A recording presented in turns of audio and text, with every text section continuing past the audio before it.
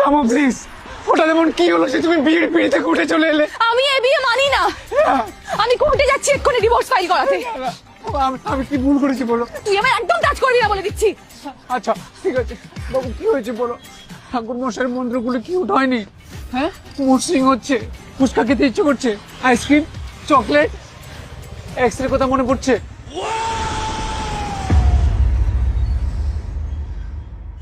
আমার নাকে সিঁদুর পড়লো না কেন?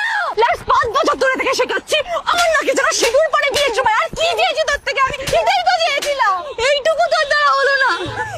আমি অনেক চেষ্টা করেছি, বিশ্বাস করো, আমি ঘাবড়ে গেছিলাম। আমি সমাজে মুখ দেখাবো কি করে?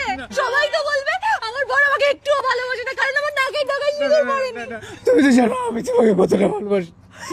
আমি জেনে কি হবে? সমাজ তো জানলো না।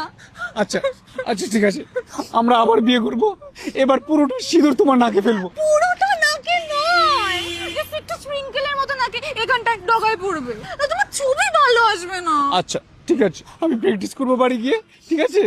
আচ্ছা পা ব্যথা করছে, কোলে নিয়ে চলো। চলো।